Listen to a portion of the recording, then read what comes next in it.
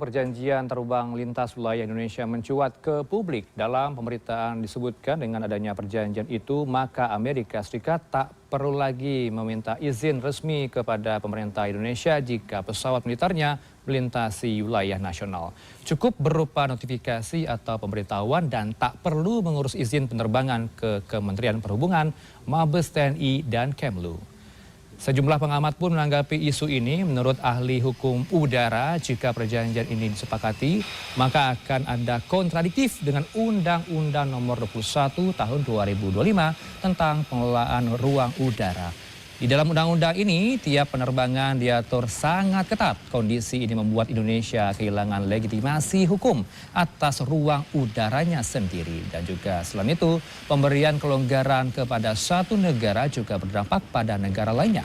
Nah, sementara itu dari sisi geopolitik, Laut Pasifik yang memanas, langkah ini bisa dianggap persekutuan dengan Amerika. Nah, ke depan menjadi khawatir adalah bahwa dalam prinsip di penerbangan itu kan juga ada prinsip eh, tidak boleh ada pembeda. Ya, artinya kemudian bahwa mungkin negara lain akan minta diperlakukan hal yang sama itu bisa terjadi.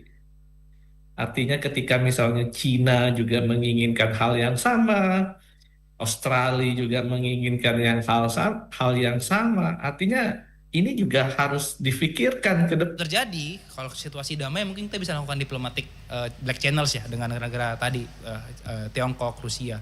Tapi dalam kondisi perang, saya rasa negara-negara yang berseberangan dengan Amerika akan melihat ini sebagai Indonesia jadi belligerent. Kita secara langsung dan tidak langsung mungkin ya dianggap pendukung kemampuan operasi Amerika. Dan ini akan case-nya sama mungkin dengan negara-negara Timur Tengah sekarang. Mereka bukan belligerent perang, tapi karena ada base Amerika di sana, mereka diserang oleh Iran menggunakan drone gitu kan. Nah itu mungkin akan mirip-mirip gitu case-nya.